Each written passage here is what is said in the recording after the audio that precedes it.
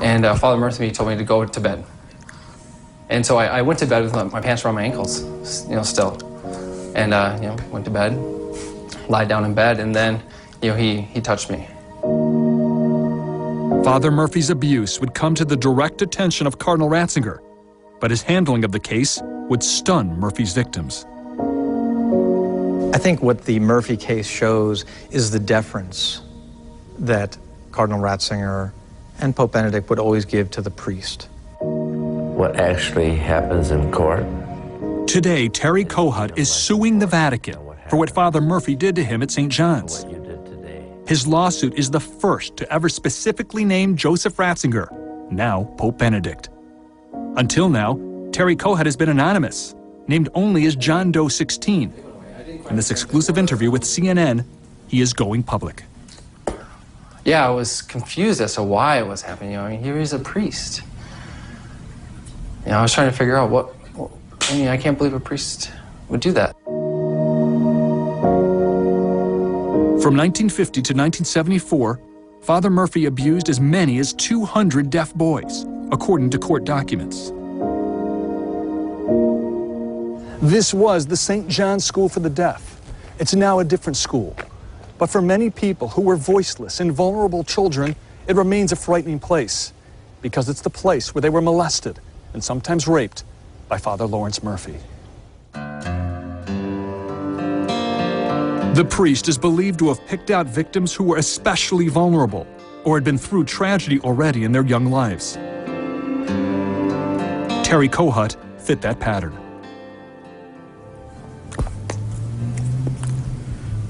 My brother was electrocuted. Died when I was 10. And when I was 11, my father hung himself. And at 12, my favorite dog died and tore me up. And I saw Father Murphy. And I thought that he could be a second father. But to my shock, he took advantage of that.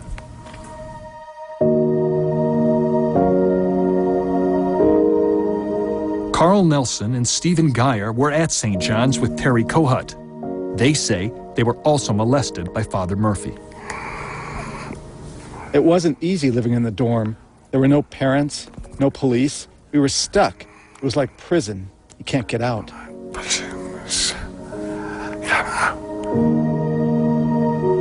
Carl Nelson had been a Lutheran, but Father Murphy helped him convert to Catholicism and then began visiting him at night in bed. I was just a small kid, and he was such a big, strong man. What could I do? On numerous occasions, the boys tried to tell people about what was going on. Family members, other priests, no one believed them. Carl Nelson said one group of boys actually went to the Milwaukee police begging for help, but the police took them back to Father Murphy. We talked to the police. We told them our story, but they believed him. They believed Father Murphy, not us. The boys from the school even put out their own flyers. After years of allegations and threats of lawsuits, local bishops finally moved Father Murphy in 1974 to remote northern Wisconsin. There, more reports of abuse surfaced. Tell me why, Terry, you've decided to file suit. What do you want to see happen? I want to sue the Vatican because I've been waiting for all these years for them to excommunicate, defrock Father Murphy, but they haven't. In 1995, Terry Kohut began writing letters about what happened to him. You wrote an amazing letter to Father Murphy in 1995. I want to read part of it. Jesus on the cross on the wall saw you coming every night to molest us. He must have been shocked and grieved every time. I hope he cried like we did because we were innocent children. Terry Kohut sent copies of his letter to the Vatican, to the Congregation for the Doctrine of the Faith. The head of that office was Cardinal Joseph Ratzinger, now the Pope.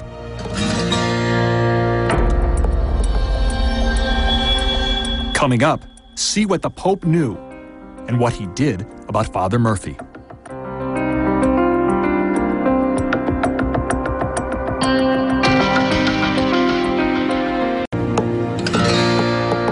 In the mid-1990s, allegations of rape and sex abuse by Father Lawrence Murphy at St. John's School in Milwaukee came to the attention of the Vatican.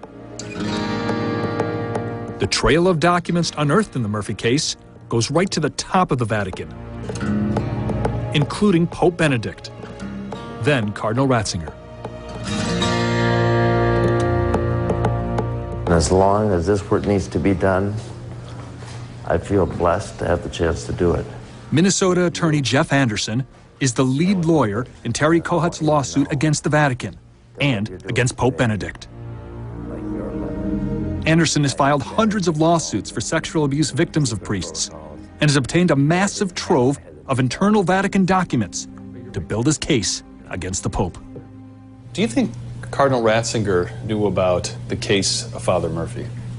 We know the letters went to his secretary, Bertoni, and we know thus that Ratzinger was directly involved, not just because it was addressed to him, but because it was handled by his secretary and in his department under his authority and control. Sex abuse cases were not then Joseph Ratzinger's primary responsibility as head of the Congregation for the Doctrine of the Faith, or CDF. But a handful of cases, like the Murphy case, did come to his direct attention. These are the cases that give us the clearest look at what the Pope knew. It is through rarely seen internal Vatican documents obtained by CNN that the true story is revealed. On July 17, 1996, the Archbishop of Milwaukee, Reverend Rembert Weekland, wrote to Cardinal Ratzinger, describing Father Murphy's abuse and his use of the confessional to solicit sinful actions. Reverend Weekland asked Cardinal Ratzinger how to proceed. It would take 8 months and 2 more letters to the Vatican before he heard back. Cardinal Ratzinger's secretary, Archbishop Tarcisio Bertoni, wrote back to Weekland, telling him to proceed with a secret church trial.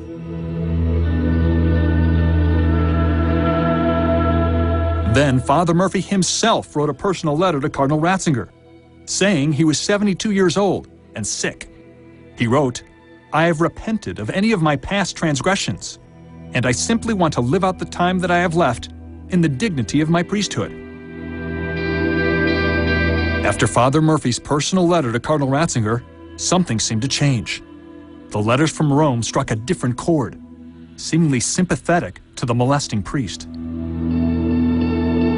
Cardinal Ratzinger's secretary wrote to Archbishop Weekland, asking him to give careful consideration to pastoral measures, counseling and supervision, instead of a trial.